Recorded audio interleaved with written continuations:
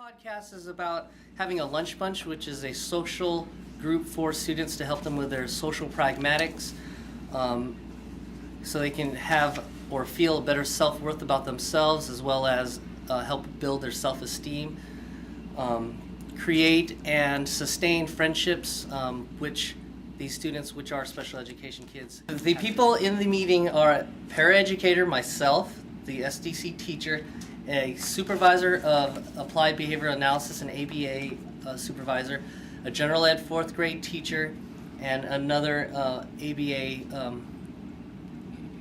interventionist. The people here were the people that were available for the meeting.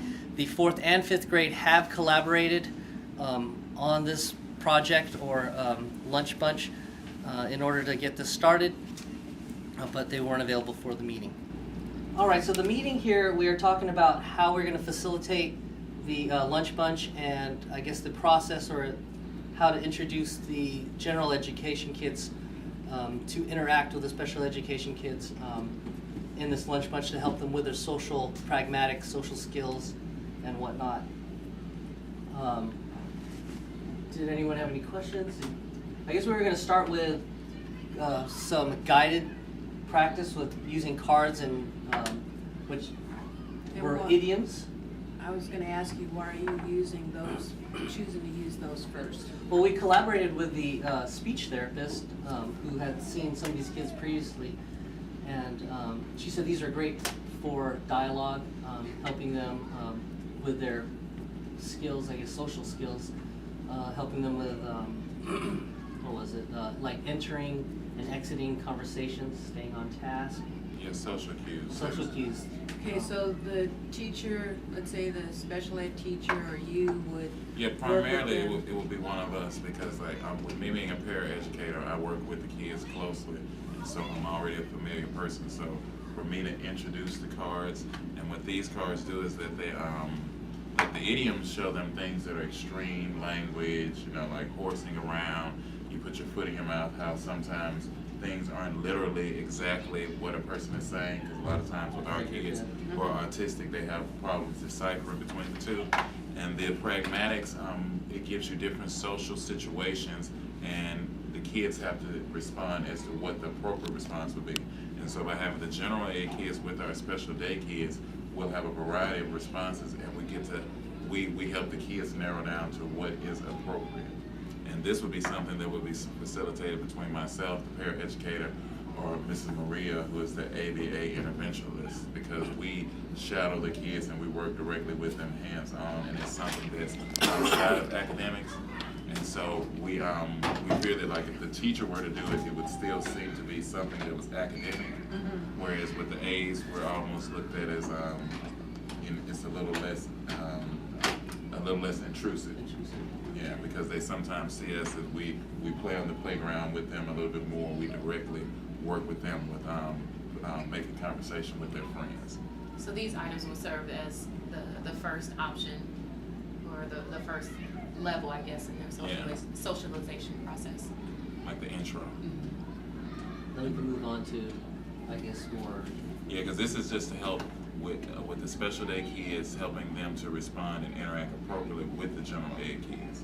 So once we've built their rapport, then we'll have them go on to games where they'll actually have to pick teams and read the rules and things like that, where they have to do a little bit more spontaneous social interaction. It's not so guided.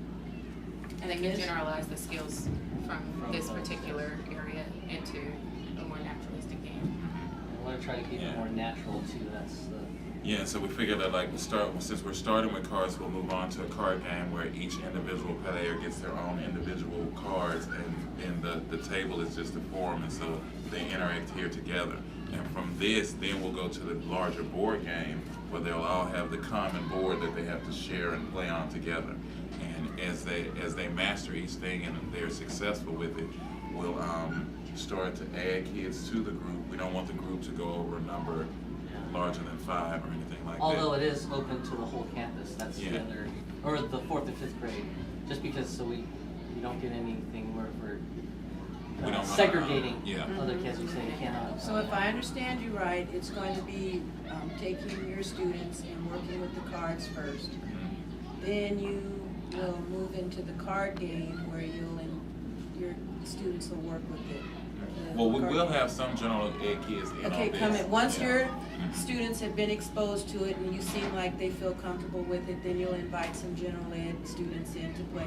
And when you invite them, it's into your classroom Into the environment. classroom. And then once that seems to be successful, the special ed and general ed students, then you move to that, same kind of process. Yeah, this one will be involved. With this one, we're gonna, the adults will be a little less involved. Start Yeah, paying so- attention. And look, and observing and watching and kind of, if you see something going awry, kind of Just get them redirect. back on, redirect, get them back on task. And then from there, you move To the this board so game. that it would even be less adults and more students, still in the classroom environment. Yes, and then with the board, they have to share this. Like with the cards, they have their individual cards, so each person is still kind of individual. With the board, they have to play on the board together.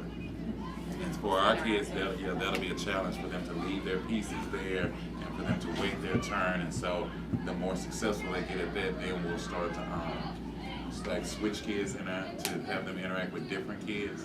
Because for the beginning of the process, the first 3 steps, it'll be the same kids, just having them build up a common rapport.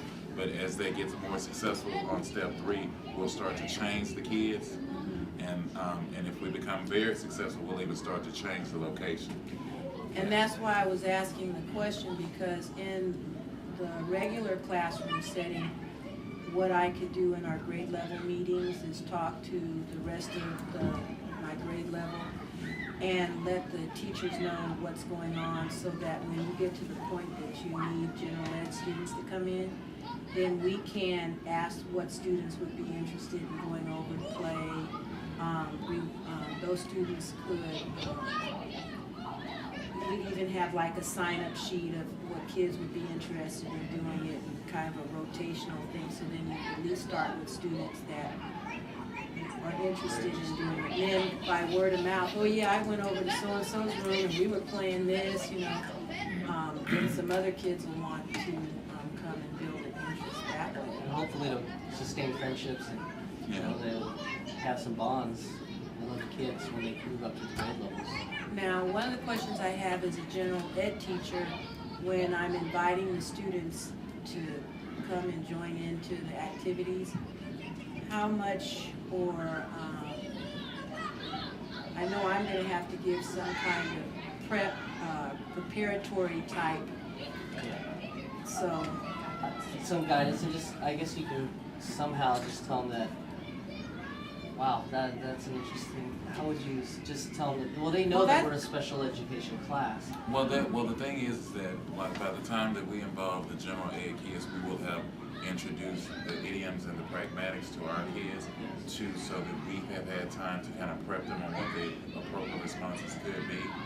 And so there shouldn't be anything that, we want it to be as organic as possible.